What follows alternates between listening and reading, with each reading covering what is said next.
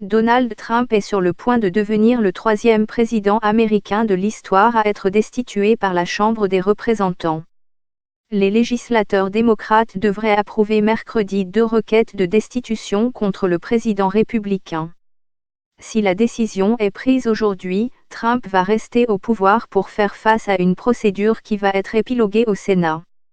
Monsieur Trump doit ensuite faire face à un procès au Sénat le mois prochain, mais cette chambre est contrôlée par des membres de son parti et il est peu probable qu'il soit démis de ses fonctions.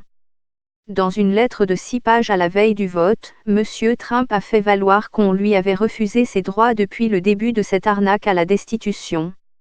Il a empêché de hauts fonctionnaires de témoigner devant les législateurs à la Chambre et a refusé de comparaître lui-même. Mardi, la présidente démocrate de la Chambre, Nancy Pelosi, a annoncé le vote sur les 2 accusations. Madame Pelosi a écrit à ses collègues que la destitution est l'un des pouvoirs les plus solennels que nous confère la Constitution et l'a qualifié de moment très important de l'histoire de notre nation. Les députés se réunissent mercredi. Les votes sur les 2 articles de destitution sont attendus entre 18h30 et 19h30 GMT. Alors que la Chambre se prépare à voter, le président Trump s'envolera pour le Michigan pour un rassemblement de joyeux Noël en compagnie du vice-président Mike Pence. Après des heures de débat, le comité judiciaire de la Chambre sous contrôle démocrate a approuvé la semaine dernière 2 accusations contre M. Trump. Le premier est l'abus de pouvoir. Il accuse le président d'essayer de faire pression sur l'Ukraine pour diffamer son rival politique, le candidat démocrate à la présidence Joe Biden. M.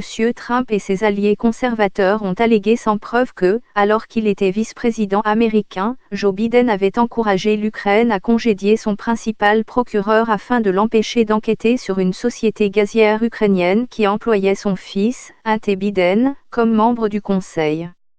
Les démocrates affirment que M. Trump a fait miroiter 400 millions de dollars, 236 milliards FCFA, d'aide militaire américaine et la perspective d'une réunion de la Maison-Blanche pour le président ukrainien Volodymyr Zelensky comme monnaie d'échange pour inciter l'allié américain à annoncer une enquête de corruption sur les Biden. Le deuxième chef d'accusation est l'obstruction au Congrès. M.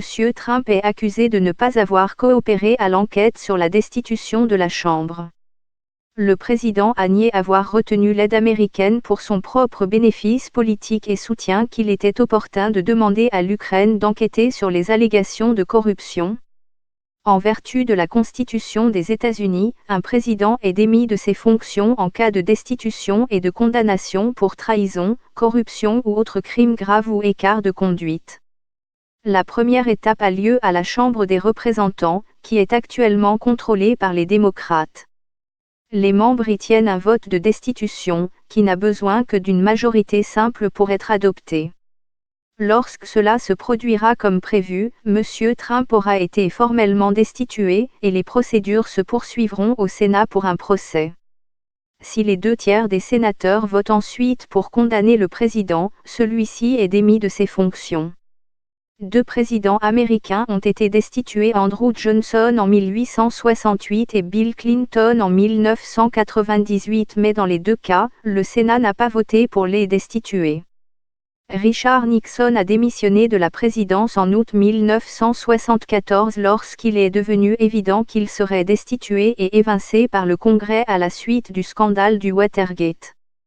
Des groupes de manifestants en faveur de la destitution de M. Trump se sont rassemblés mardi dans les grandes villes des États-Unis. Les enquêtes suggèrent que le pays est divisé sur le processus. Le site politique américain 538's Collection of National Poll montre un peu plus de 47% de destitution, tandis que 46,4% ne le soutiennent pas.